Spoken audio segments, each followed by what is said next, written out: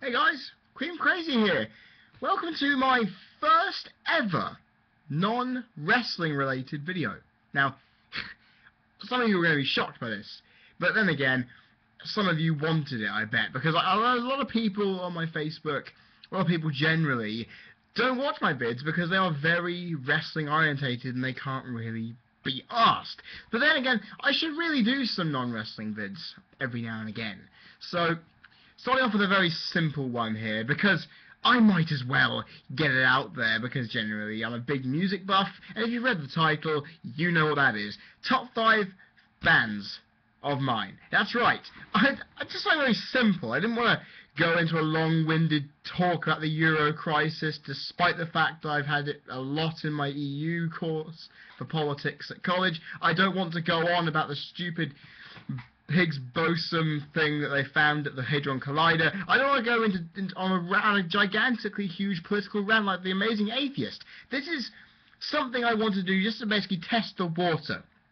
It's something very simple, something I can probably describe decently well, and in all hope I can actually do a decent job of it.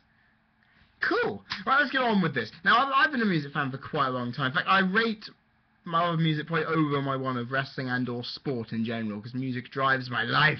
So, let's see what you people had to think about my favourite bands, my top 5. I couldn't make a top 10 because that would be stupid. If you know how hard it is making a top 10 list of anything, it's just the fact with music it is very subjective. I can think of a top 5 and then it'll stop, because anything below that top 5 is, well, very hard to put together, I'll tell you that for sure. Right, 2 minutes in. Again, I always waffle at the start of my vids. You all should be aware of that by now. Number 5, a band who I discovered through the music playing game Rock Band, of course. Then again, I've discovered a shitload of bands through that game, and I'm very thankful of it. One of the biggest discoveries I got through that, Silver Sun Pickups, an alternative band who, well, alternative indie band who use a lot of shoegaze elements in terms of heavily distorted and reverb guitar work, and they have a good sense of melody and tempo about them. They quite quick songs in my opinion. The one great thing about them is the catchy melodies of their songs. Either whether it be the instruments or Brian Orbert's singing, it just manages to work and get into your head rather quickly. And I note that from a lot of people who have listened to them and think, oh yeah, this is quite good. It's a band who literally struck me immediately, because I played Lazy Eye on the game, liked it a little bit, checked out the album, got it, and just fell in love with the first song, and I've loved them ever since. And the fact is, they had their latest album out this year, Neck of the Woods, a very good album, darker and a bit more subtle in its tone. It's very different from the other stuff they've done, but I still say it's a bloody good album. I've seen them once before, in 2009, and it was in a small cramped room through 300 people. And it was intense as hell, I'll tell you that for sure. Very good band. I'll put a link for every single band down there in the description box if you haven't checked them out. But then again, knowing people I know, they probably know who the hell these guys are. Just to say, any band that I probably say some people have some faint idea about. Cool. Number 4, a band who I haven't really been a fan of for too long. But the fact is, I've rated them above Silver Sun Pickup, so I've been a fan of since around 2008, which isn't too long. But then again, if I'm in a band, I only got into music proper around 2004. So you think about that, it's been a while. This band I got into about 2 years ago, and a year ago in fact, I fell in love with this band from the Danny McCaskill video, Long Way Home, which has 2 great songs in it. Second one, by a great talented Australian band called the Jezebels. Now, I know if Ed is watching this, he will make the stupid Jezebels quip, which I am sick of. I'm laughing at it because it's funny, but at the same time I hate it. Now these guys, honest to God, some of the best musicians I've ever seen. Not mostly because they don't go all over the place. They don't overcomplicate their music. They're very subtle in the layering of the tone of each instrument to create an atmosphere around their songs. And I find that is very important and actually quite lacking in a lot of music today, because you don't see the music suddenly creep up on you, take you by surprise, take you by the fucking horns or wherever the hell on your body, and just pull you into another dimension, another place, and it makes you, it engrosses you. And that's something I really don't see from a lot of music nowadays. Like, it's one of the reasons I love Australian music, because it's quite diverse. You get a lot of stuff. Jezebel's characterised by incredibly technical and thorough tempo drums, very good stuff. Nick Caliper, very good drummer, I'll tell you that for sure. One of the, if you ever see, there's a video for one of their songs called Hurt Me, which is one of the most complex drum beats I've ever seen. There's a guy who performs it pretty damn well. It's on YouTube somewhere. Just search Hurt Me drum cover, you'll find a good thing for it. The fact is, the biggest selling point is Hayley Mary, the vocalist, who has a very distinct singing style. It's often put in relation to Kate Bush, as a lot of people keep telling me, and using a very high octave range, which also uses the lower pitch as well. It all works out pretty well, in my opinion. It grabs my attention from first listen. I've seen these guys live once, which was this past May, actually. So it's the most recent gig I've been to. I've not got worn the t-shirt on a video yet, so you would not have seen it. But nonetheless, these guys, faultless live act. They're not really good on showmanship, but they perform the music bloody well. And the fact is, they've only had one debut album and 3 EPs out, and I've got them all and love them to pieces. So, and honestly, anyone who I've shown them to has either been vaguely impressed or fallen in love with them. So, that's a good thing. Honestly, I have not made a more important musical discovery in my... Well, I've made a couple more important musical discoveries in my life so far, but in more recent times, there hasn't been a band who's made more of an impact on me than them. Simply because, honestly, they're talented as fuck, and they will soon take over the world, because it's indie, it's pop, it's rich in sound and texture. They have catchy hooks to go along with their songs and great instrumental ability. They will get big sometime. Probably their next album, when they just suddenly explode everywhere. Lord knows at this point, but I hope they do well for the future, because they've got a lot of potential on their hands, and they've been going everywhere. They've been touring everywhere, so you never know. You might see them at events somewhere down the road. You never know.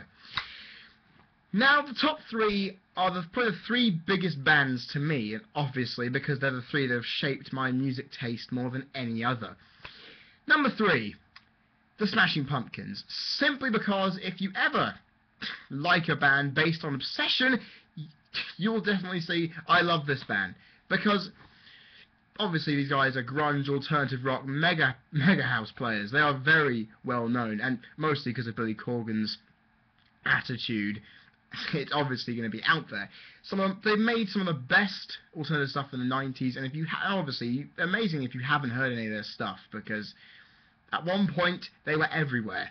And then again, they've recently come back with a new album, Oceania, which I've listened to in its entirety when the iTunes streamed it, but generally, it's all good. The fact is, their music style has changed a bit over time. It was quite, in the shoegaze, fuzziness of the tone, plus also the notion of the alternative rock styling with just a lot of stuff going on.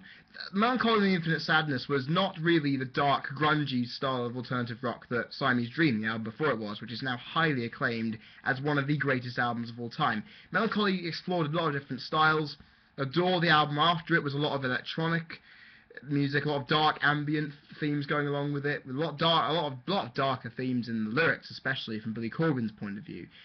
And the other albums are mostly just typical rock albums, which, to be honest, a lot of people don't like. But then again, I don't care. To show the peak of my obsession, I got Zeitgeist, the album that came out before the latest one, along with 3 other albums on that same day, because I already had the 2 classics in my collection. I became a massive fan. I've seen them in the O2 Arena, and I was really far away, but fuck it, I can remember that gig like it was yesterday. It was awesome, to put it into words. They are good live, but they do cost a lot of money, so I haven't seen them recently, but fuck it, I still have a lot of respect for them, especially Billy Corgan as a songwriter, because the lyrics he writes may be at times abstract, but they tell a good story when you understand what they're after, what they're telling, what they mean, and it really, really, really works, in my opinion. My brother also thinks that he's a fantastic songwriter, and also I wanted to just say that the other members of the Pumpkins over the years, whether it be bassists, rhythm guitarists, drummers, all provide pivotal pivotal roles in creating a unique sound. Because honestly, even with Billy Corgan singing being as unique as it is, to me, no band sounds like Smashing Pumpkins when they're on a good roll on an album. Seriously. And if you haven't, and the fact is, I know Billy Corgan's voice may turn a lot of people off this band, they are still worth checking out. Hey, for all you wrestling fans out there, Tarantula was used as a TNA theme, pay-per-view theme, in 2007 or 8, I think. That's from the Zeitgeist album. So if you haven't heard of them, that's one little wrestling fact I can put in. So even though this is a non-wrestling vid, I can still put those little factoids in there. Hey. Oh, and also Billy Corgan did smash the head of his guitar over someone's head in an ECW taping in 2000. So another one. Number 2. Now, the fact is, I've always kept my number 1 and number 2 the exact same, and I've always done it for emotional reasons, personal reasons to me. However, I've decided to alter it for the first time in 5 years, believe it or not. Number 2, and I think a lot of people who know me will find this quite, well, to be honest, if you really know me, you won't find this shocking at all. Alter Bridge. Now, this is obviously, people who know Alter Bridge will know, obviously many people, how I got into them. Wrestling played a major part, because without Edge's theme song, well, I wouldn't have been introduced to these guys, and if it wasn't for Creed, I wouldn't have even had the incentive to actually pick up the CD anyway. So, it all works out. Mars Kennedy, probably my favourite vocalist of all time, simply for his sheer power of his 4-octave range, and just generally the emotive power that he uses on each syllable of notes, and it just works. He manages to craft a song beautifully with his voice, and he's inspired by Jeff Buckley, Stevie Wonder and Marvin Gaye, so if he's inspired by all that together, you're bound to get a good vocalist. The rest of the band, including Mark Tremonti and basically the other members of Creed, very great instrumental players. I mean, obviously Tremonti would take centre stage, the rest of them, honest to God, they are great, but you have to really listen to understand it. Then again, they've taken a more metal edge recently, and I'm happy with that, despite the fact metal is not my genre of pleasure. Then again, Tremonti's new solo album will definitely prove whether I can stomach enough speed metal to, well, have a metal overdose in respect. I've seen these guys 3 times in 3 different venues across London: Wembley Arena, Brixton Academy, and the HMV Hammersmith Apollo, which is no longer owned by HMV. All 3 times a different experience. In fact, the 3rd time came out as a DVD, which I have somewhere up in my room. No idea where.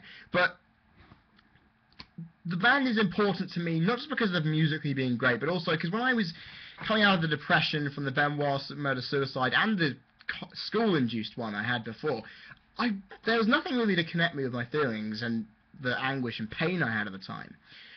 Then I picked up Blackbird, and that just changed everything. The dark tones, the dark themes all round, just fitted with the anguish and anger I had at the time, and it basically fit. And honestly, I can say this, hand on heart, I have cried at one of their gigs because of the heavy emotional burden of 2 of their songs at the same time. Not ashamed to admit that, because if a song touches you deep enough, you will know that it's fucking worth it to let it all go. You know what I mean?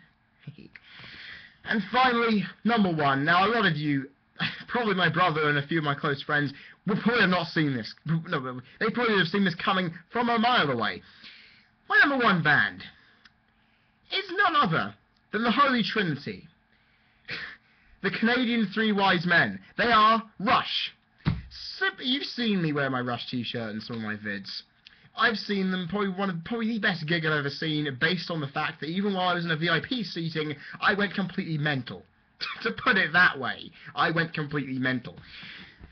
To describe these guys, to describe Rush in general, I can only describe it as this: the best musicians to have ever walked the earth. Simply because even in their mid to late 50s, they are still doing the most technical, the most brilliant instrumentalization to an album, and it boggles the mind how good these guys are. And the fact, even better, they've encompassed so many genres over the years, they've kept their fan base. Because when Smashing Pumpkins went to Adore, the electronic side of their music, a lot of fans hated it. They've warmed to it now, but a lot of them did hate it at the time. Some people didn't like the reach from heavy metal to prog to mainstream pop rock, all the way to the synth era of the 80s, then to the technical jazz influenced pop rock of the early 90s, to the hard rock and of now, basically. Rush have kept a stable fan base, and I'm very happy because I'm a person who appreciates every single style of genre they have encompassed over nearly 40 years as a band together. Now, I own everything by these guys, bar one live album, and I'm still trying to fucking find it. And I'm trying to find it for a good price on Amazon. I want to actually buy it physically in person because it'll be the greatest moment musically, thinking, yes, I've got a fucking huge discography with everything there. And to be honest, Rush don't make albums that are fully, completely stellar. In fact, they've only done one of those, in my honest opinion, which is Moving Pictures, the favourite album of all time in my life. So, honestly, go check that album out if you want to hear some epic music. Then again, I could recommend a lot of Rush albums to you, and that would be just about right. Their songs are fantastic, and mostly due to the fact that their lyrics, sometimes, they're a bit nonsensical, especially in their early years when Neil Peart could only really write lyrics inspired by Ayn Rand and science fiction novelists. However, the more recent albums, especially the ones up till, I believe, their latest album, Clockwork Angels, which I really can't tell what some of the lyrics are about because it follows a concept story. But from about, let me think about this. The 80s until 2007, they had stuff from social political situations and emotional personal stories from the drummer, of course. The Neil Peart, of course, writing this stuff is the drummer. He doesn't sing the fucking thing, but he pours his heart and soul into every single word, and it comes out in bucket loads. In fact, listening to some of the songs now, especially from the middle of synth era, from Power Windows, you sometimes wonder that Neil Peart was right, especially when big money runs the world, effectively. It technically makes sense. But then again, Rush, a band I could not hype up enough. I put them as number one simply because I can listen to them at any single time and never get sick of them. With AB, I don't know. I've recently lost favour with Miles Kennedy. I don't know why. I love him. I love him as a vocalist, but I don't know. Maybe it's the overexposure he's got from Slash. I don't know. But something has recently put me off Miles for a bit, which explains why Rush kind of took Spearhead to become my favourite band of all time. That with the giant discography, I mean, it will help. And just generally the fact that they will never sicken me whatever they put out. That's the good thing. That's the good thing, that Rush, whatever they've done, whatever they've put out, have always put something out that I am fucking interested in.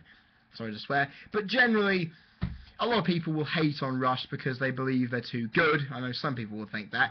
Some people will say to me, Geddy Lee's voice sucks donkey dick, and therefore they're never going to listen. I'm fine with that, but you're missing out, because Rush are one of those the Marmite of bands. You either love them or you hate them, but that's up to you. But then again, for me, a band who I first got into via Guitar Hero for YYZ, I never expected them to grow on me like they have and become the favourite band in my entire life at this point. I'm going to say this, I'm probably never going to find a band better than Rush. If you can find a band better than Rush and show them to me, I'm always willing to find exceptions. I'm always willing to find recommendations. That's another reason why this vid's up here. I love music. I love listening to music. I want to get into radio as a career. I therefore want to know as much music that is out there as I possibly can. I have an iTunes with over nearly 8,000, 9,000 songs on there. Roughly, it's a lot of stuff. So I'm not a guy who's into a couple of bands. I know quite a few. So if you want to give any recommendations to me, alternative and rock preferably, if there's anything you really want to show me, stick it down there in that comment section. I'll give it a listen. I'll give my viewpoint on it. How about that? So there we go. Top 5 bands done and dusted. It still took me 20 minutes. Shows with my detail, it really doesn't matter what I do a video on. It'll take a while. Sorry, but you know me, I like talking my arse off, I can't help it. So what do you think? Do you want to see more videos like this in the future? Videos which are not wrestling related, which can be technically done on anything. You can do what you want. You can tell me, do a video on something political. I probably will be able to make a video of some kind. However, I will not be able to probably make it appeal to people who don't understand politics, because I've learnt it for the past 2 years. I've got a small idea what I'm on about. Then again, I could talk about other sports, I could talk about music reviews, I could do film reviews, just because I've got a shitload of films back here which haven't been watched. My brother will want to make sure that I do other things watching those films. Basically, give me ideas. What do you want me to do? Is this a resounding thing you want to see more of? Videos on non-wrestling? Again, put your views in the comment section or message me for any ideas. And if you come across this, a fan of wrestling, and you want to see me do more, double whammy, you can click that subscribe button up there. And to show your approval, click that like button as well, because it means a lot to me. Guys, I've been Cream Crazy. You've been people watching. This has been my top 5 favourite bands of all time. And hopefully the first of many non-wrestling related videos that are going to come through your subscription feed on YouTube. All should work out. And I will see you guys, well, the next vid I plan on doing is a wrestling related vid. I've got one I am going to do in the middle of the week, which will be a little bit of a surprise. Oh, it's the middle of the week now. I'll do it towards the end of the week before my next wrestling round. How about that? I will see you then. Cheers.